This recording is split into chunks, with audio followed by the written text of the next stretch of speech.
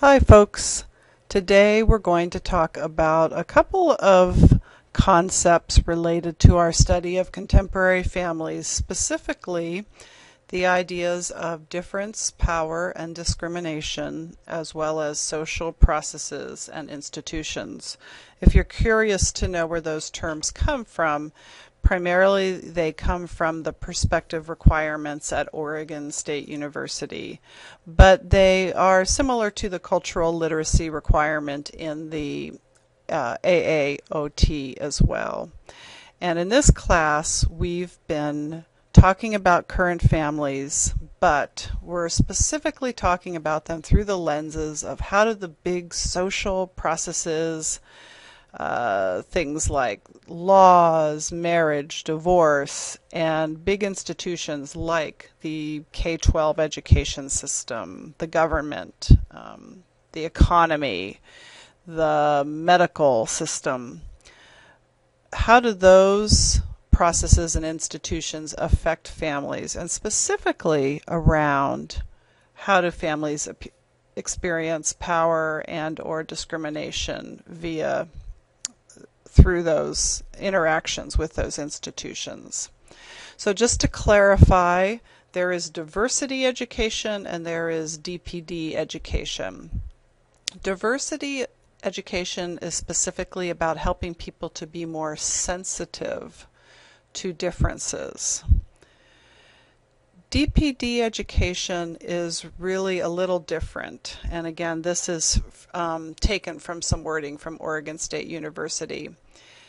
We aim to improve understanding of the complex dynamics that influence institutions and culture, and basically looking at our human differences, that it's not just about biology, it's also about history, politics, economics, education, and how those influences affect us. And to give one specific example would be our recent discussions around gender and how gender roles are reinforced through our greater social systems as opposed to our sex, which is our biological differences between sexes.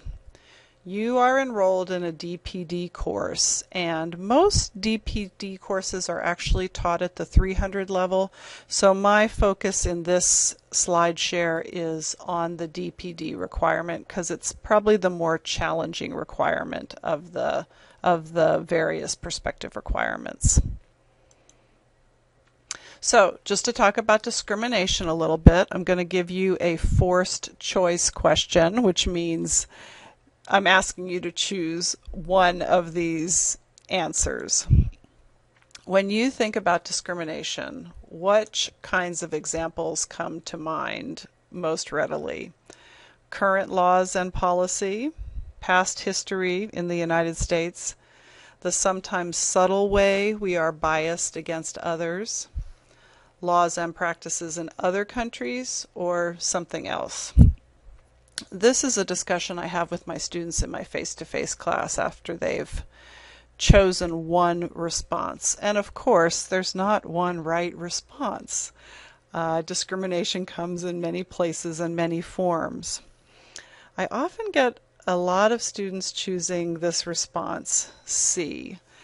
And we talk about things like a woman who might be walking down the street and sees an African American man, and she instinctively grabs her purse.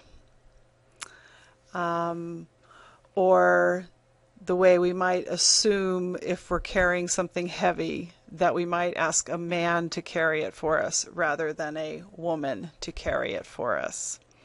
These are the very, very subtle ways that we may have bias that we may not even be aware why or how we came to those biases. So those things come from somewhere, and really they come from often what we talk about in A and B. In other words, the bigger institutional and social forces in our country. And in this course we're talking about both, but we're trying to keep focused on reminding where do these biases come from? Where does the discrimination get reinforced? So a little distinction between bias and discrimination. Bias is what makes us human. We are all biased.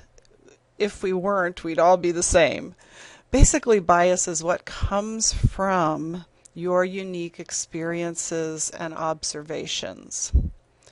So, bias is human, and that's what I've chosen this picture on the left to represent. It is part of what makes us human. Discrimination, on the other hand, is an act. It's something we do, and it can be done by groups or it can be done by individuals. So just because you have bias doesn't mean you behave in a way that is discriminatory toward others. It may mean that, but it doesn't necessarily come together. So I hope that helps you feel more comfortable perhaps about accepting your own biases, but also working toward not using those biases to discriminate against people in a way that harms them. So, how is power related to discrimination? What do you think? Do you think groups or individuals use discrimination to gain or maintain power over others? Can you think of an example of that? Or do you think power is just a natural byproduct of any social system? Can you think of a social system where there isn't someone who has more power than someone else? Or do you think they're not related?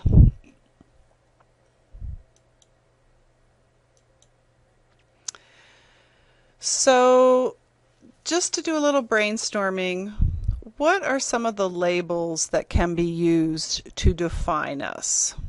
Labels are one way that we discriminate, both in a way that helps us classify things in our brain, but also perhaps to actively discriminate in a way that harms other people. So I'm going to show you these labels, and I'll just create labels for myself as I go along. So I'm Caucasian, middle-aged, able, gay, female, womanly, fully employed, divorced, and partnered, middle class, liberal Christian, whatever. So those are the labels that get used sometimes to set someone apart or to include someone with us, and that can lead to power. So when we connect difference, power, and discrimination with the laws and policies in the United States, I want you to be looking at first current debates.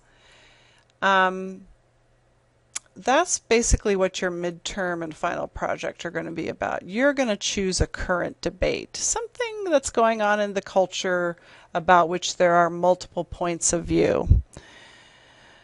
One that people mention frequently is same-sex marriage. I'd encourage you to dig a little deeper, do something that isn't quite as politically out there as same-sex marriage. If you do that, I probably will be expecting a higher level paper because there's so much being written about that right now. But what are some current debates and how do they play out in terms of difference, power, and discrimination? Here's one, I think, health insurance. Now, that's also out there in the world being talked about a lot, but not so much from the difference, power, and discrimination perspective. I think that would be interesting. The sample I give you in my in the midterm assignment is medical marijuana. That's another interesting one to look at from how does discrimination and power play out in there. Gender neutral bathrooms be another interesting topic. So there are a lot of interesting topics out there. The sky's the limit. So in your paper, you'll pay attention to current laws and policies. But remember, history does affect how we are currently. So even if something is, quote, legal, it doesn't mean that there isn't discrimination around it. And I think I gave you a good example of that with the interracial marriage example that we looked at a few weeks ago. So you do have this handout.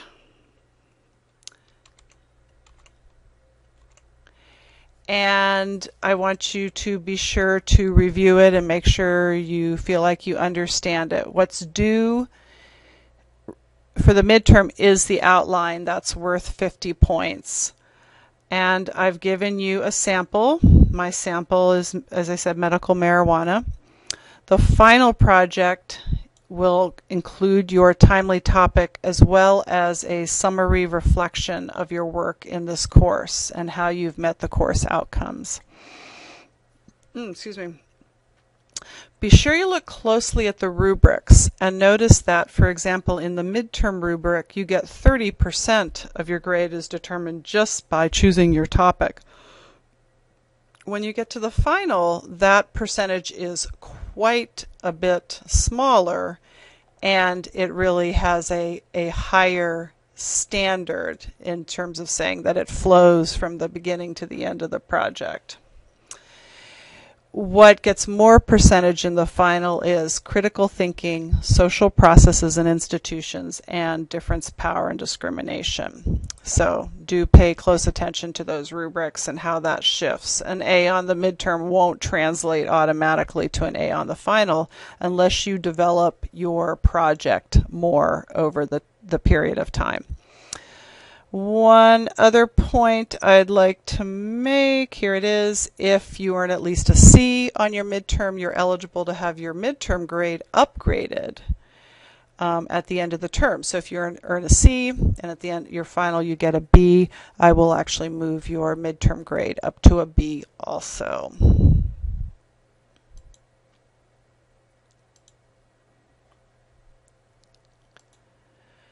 So the goal of difference, power, and discrimination education is to empower students. And what I want to say about that is this doesn't mean by taking this course you need to, or it's expected that you become this major activist.